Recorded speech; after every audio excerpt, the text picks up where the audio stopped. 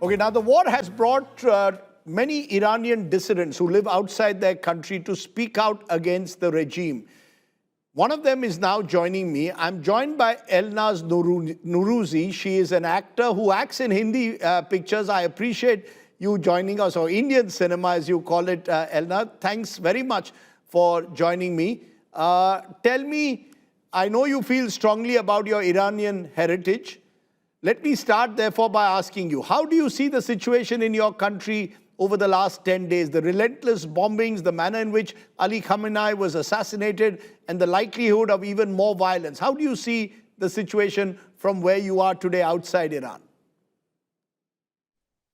Hi, so thank you for having me, and thank you for finding it important to see the point of view of an Iranian. Throughout this interview, I'm going to try and voice the majority of Iranians' voices here and try and make the world understand, as much as it sounds cruel. The Iranian people have been asking for help for many, many years now. You know, it's been 47 years that this regime has been in power. And at this point, it has reached a place where the Iranians have been massacred in January and in many, many other different dates in history where this regime has gone against them and where they had no voice and no power to overthrow them. So at the moment, you will see a majority of Iranians taking pictures and videos of the bombs coming into the country, but super excited because they know that they're targeted at the IRGC and at the regime, and they're so excited and they have so much hope that finally this regime is going to fall, maybe. You know, hold on. You know, you're saying they're excited by bombs, but let's be clear, Elnaaz. We've seen a school which was bombed and more than 160 innocent schoolgirls died. And there is enough evidence that the Americans were involved in this. There are fears, therefore, that if this continues, more and more civilian lives will be lost. Aren't you concerned that all of this could only result in further destruction of your country and the possibility of a civil war breaking out? Doesn't that worry you? Or do you simply want the regime first out at all costs? Of course, it worries everybody in Iran, and everybody is really sad about the fact that our country had to reach this point. But the 160 schoolgirls now are something that the world is seeing. But when the regime poisoned a full girls' school many years back, nobody paid attention. When the regime killed more than 40,000 people in January on the 8th and 9th, and then turned off the internet for the whole world so that nobody can talk about it, nobody paid attention to that. When the regime has been executing, we have the highest rate of executions in Iran. So many people, so many women, so many men, nobody pays attention to that. We Iranians know that there will be a lot of casualties, but we also know that there are casualties every day. There are more people dying when there is no war than when there is war. And this is something that will be very, very hard for people to understand. And people will think that I am for war. I'm not for war. Iranians are not for war. We don't want this. But we have no other way to remove this regime that has been killing its own people over the years. But, you know, Elnaaz, the fact is the regime has been in power for 47 years. Now Mujtaba Khamenei is reportedly taking over from his father. And there are those who claim that voices like yours are a minority who support the pre-1979 Shah regime. How do you see it? Do you believe that Iran is a divided society? Do you really believe that the majority of Iranians want this regime out at all costs?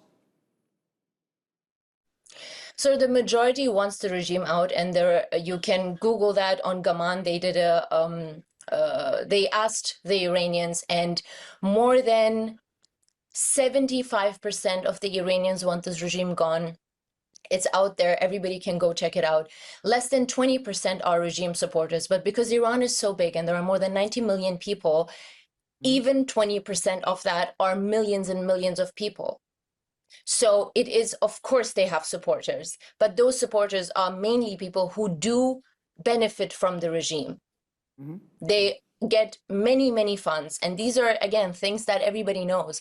Iranians know that And if you actually dig, you will find enough evidence that majority of Iranians want this regime gone. I must ask you this, and I ask you this also as a woman. Do you feel particularly strongly because of the manner in which gender rights have been systematically abused by the regime? Is that where the angst comes from? Is that the particular source of your anger against this regime? Of course, it is a source of anger, but what I really want to stress on is the fact that this is not only about women anymore. Our men are suffering too. People in Iran have no money to eat food anymore. People take out loans to buy eggs and chicken. The economy in Iran has become, and I can tell you that because my family lives there, because my friends live there, and the friends of my friends who are abroad live there as well. Life in Iran has become unbearable. It is not only about the women anymore, but yes, you're right. Gender apartheid is huge in Iran and has always been.